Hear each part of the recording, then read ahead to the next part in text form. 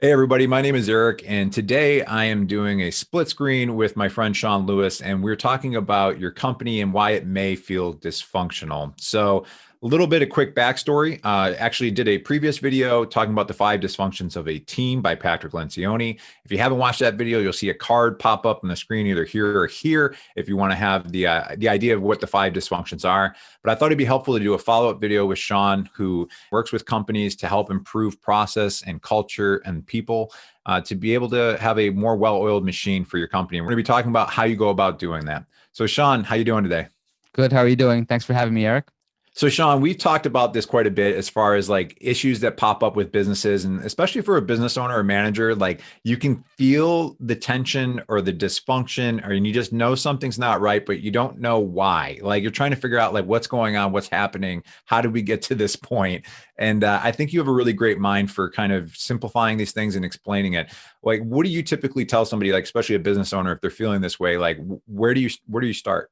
I usually start with this maxim that business is easy. It's people that are hard. Most businesses and their challenges, they break down into either people or process. If you've hired right to begin with, the people that you've hired, they want to do a good job for you. They come here with great ideas and they want to work with you to exercise those ideas. When you've mostly hired adults, and I know I'm kind of oversimplifying here, or at least mature young adults, they understand the definition of responsibility. So if we start having issues with either new people or people that are really great performance and have been with our company for years, after some sort of change in the organization, we most likely have a process problem.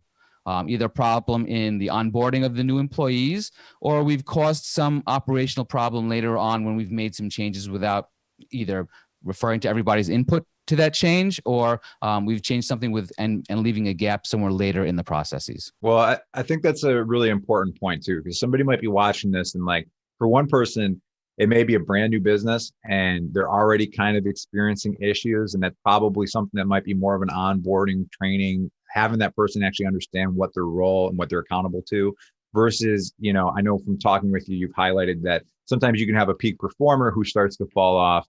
And you think that this might be because there were changes that happened in the business that maybe they're not aware of or consulted with, and they don't feel that same energy. What do you do in those situations, in those two different situations? So let's say newer employee, we're assuming it's a good hire, but it just doesn't seem like it's fitting for whatever reason. Like, what do you look at specifically for that? I look to see if their role has been clearly defined, right? Do they have the proper description of what their job really is? Do they have really good measures of success to really live up to? And if they have to make independent decisions, do they have clear boundaries from which to work within? Yeah. I think one of the things that's interesting that I've kind of realized, so for my history over the last 9 years, I've worked at two different companies and I also started my own business that I'm running now. But I am not a process person. I can do it, but I don't enjoy it. Like sitting down and documenting and processing and creating an onboarding and a training or something like that for an employee to me is painful. And on the employee side, I was almost attracted to businesses that were very not focused on process because I was like, oh, it's creative, it's exploratory, there's no boundaries. Like I can go in and just do things. But what I found in both of those situations is I would get to a certain place and I was just like, even though I don't even like boundaries and process, I was almost like, I need something here. Like, I don't even know what I'm doing in this role anymore. Like, I need like a little bit of guidance. So, just something I found interesting how, like, the very thing that I was attracted to about a company becomes the thing that was a frustration for me at times because I'm like, I need more guidance and structure, even though that's not what I want. Yeah. So there's these things that are always double-edged swords, right? The reason we want processes is so that we can delegate very well.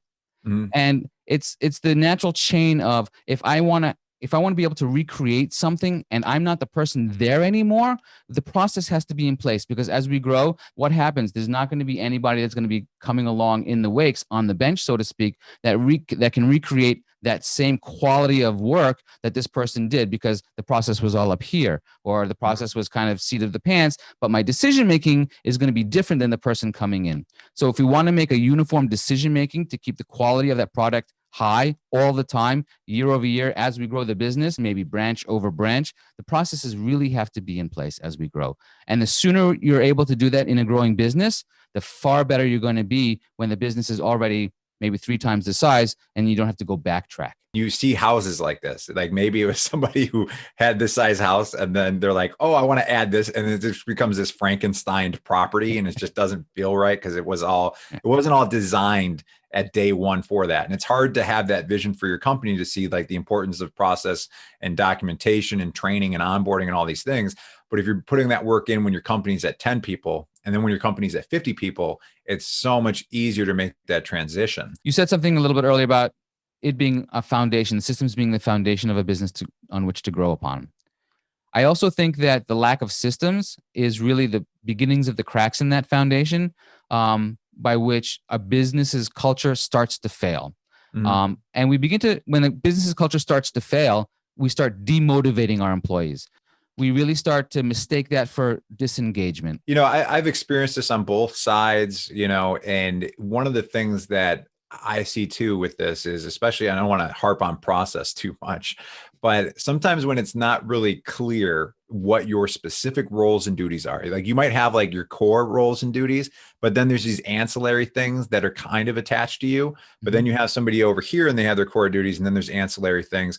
What I've found is when there's not clarity around that, is sometimes those things start to weave together and you're not really sure who's really responsible for that thing when there's not that clarity around those roles, because sometimes what ends up happening is you start absorbing more and more work because you're a performer. And then you start having this narrative of like, why am I doing this? I think that's something where if you have clear communication, clear onboarding, clear responsibilities, and all of that, duties, process, everything, then it's just like, okay, there's overlap here. This person's responsible. You're going to help them in this way. And I think it kind of clears up some of that confusion and just kind of messiness that you see sometimes in collaborative work. I don't know what you feel about that, but I think that's the essence of dysfunction that you're describing right there. Without a system, there's no clarity in the role. Why am I doing all of this work? This person's getting paid just as much, maybe even more than I am, right? Because this person has higher seniority. And that causes a dysfunction because of the demotivation of I'm doing more than they are. It's not fair. Let's do a hypothetical, right? You got Jane Doe, John Doe. So you got Jane and John. They're both working at a company. It seems like they're butting heads a little bit. And you were to talk to the manager, the owner, and they're like, I don't know what to do. Like they're both good employees in their own ways. I don't want to lose one of these people, but it just seems like there's something not right here. There's dysfunction here between these two people when they're working together. Like, how are you going to approach that to the business owner? Like, what are the first things that you're going to look into trying to address with them? I would approach the business owner and say, I'd like to speak to each person individually and then find out what do they feel a problem is. Understand, do they have a clear job description? Do they have a clear set of roles and responsibilities? Do they understand what their job mission is in the company? It could be any number of reasons. It could be a personality difference. But I think even when people don't like each other and there's respect because that person is doing a good job, then those kinds of frictions iron themselves out. At the end of the day, there's some type of disconnect between this person believes this person isn't doing the job to the best of their ability, or they're not producing what they need to do in order to do their jobs. Let's start there. Yeah. And I think that's why, not just to, throw a pitch out there for you and your services, but sometimes it's difficult for the owner or the manager to sit somebody down individually and say, hey, what's going on here? Like, shoot straight with me, right? Because you have all this history with that person and you're like, I don't know if they really want me to shoot straight based on what I want to say, or I'm not sure if I'm okay, if this is a safe place. And we talked about that in the 5 dysfunctions of a team is healthy conflict, right? And sometimes having an outside person be able to talk to that person without all that backstory and history, it's a little bit easier to shoot straight because it's just like, well, let me tell you what's going on, Yeah, if I've come in or any consultants come in from the outside and they're doing their job right, they're establishing a relationship of trust with each of these employees. And they're coming in with a saying, look, I'm not going to repeat what you say directly, but I really would like you to be honest with me if we're going to be able to fix this problem. And believe it or not, employees want to tell you what's going on. They really want to get to the bottom of it. So that outside party is very helpful in sort of refereeing, I guess is the best word, between the 3 parties in this case. besides everything that we just covered as far as people, process, and that, is there anything else that you've seen that just seems like a habitual kind of issue that different business owners are dealing with when it comes to their teams and dysfunction? A great deal of it is they've been given a role and they haven't been given the authority to be able to fulfill those responsibilities. If they need to make decisions, they don't have the authority to make those decisions. They always have to go somewhere else to get permission to do something. So it's demotivating because you've given me all of this responsibility that I have to take care of, but I don't have the authority to fix those problems. And then I'm relying upon somebody else to fix that problem so I can do my job. I've seen this play out before. And I think sometimes it's one of two things. Sometimes it's the business owner who's just like nervous to give that authority away, right? Or the manager, because they're worried about what somebody's going to do with it. And I think other times it's just they haven't thought of it. You do things a certain way and you just get used to doing it that way. So you continue to do it that way. And then all of a sudden it's just like, this isn't working for this business that we have today. It worked 3 years ago, but that was when we had 3 employees. Now we have 30 and this is broken now. And it's like being able to have somebody with a good eye that can look at that and help you identify these issues and work through those. I think you can just free up so much time for the business owner. Because for me, talking with business owners, because I do marketing consultancy, that's usually the number one thing is time. And I wonder too, if like you're looking and analyzing your own employees, you might have people that are better idea generators, and then you have people that are more cautious, but there's strengths and weaknesses to both of those positions, right? Absolutely. So, it's like, maybe it's just like, hey, for this employee, here's your time to shine, because we're going to try to pick this apart now that we're at that stage. Like, what are the potential issues?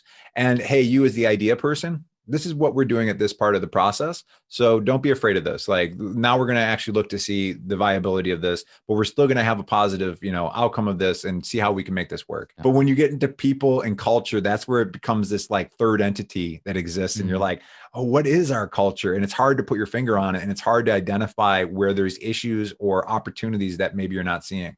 If we start looking at culture under a different definition and say, what is culture? Culture is a set of behaviors that we have as a company. The funny thing about culture is whether you're trying to work on a culture or not, you're going to have. Well, I know this is your YouTube channel, but again, I'll prop you up, Sean. I've worked with you in various capacities over the years and always appreciated working with you. So if people are interested in working with you, I'm assuming in the description below, you'll have details for your website, contact information if people want to reach out. Because I know you're always open for a chat, right? Absolutely. And if somebody's just got an issue or something they're trying to work through. And it's cool watching and working with you through the years and watching you come into a situation and being able to identify things and be like, oh, here it is.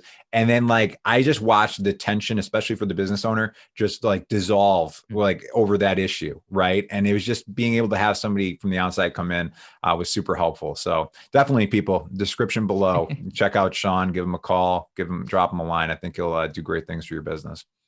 Thank you, Eric. And it has been wonderful working with you too. And the feelings are mutual. Well, thank you very much. Yep. All right. Well, that wraps it up, right?